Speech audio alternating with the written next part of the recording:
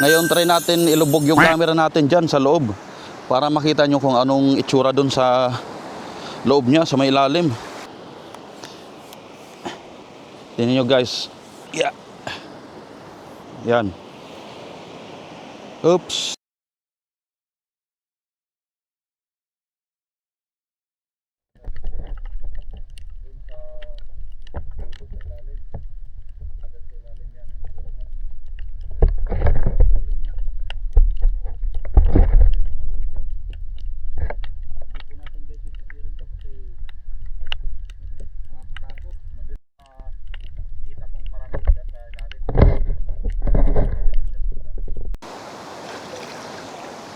Yan na po guys yung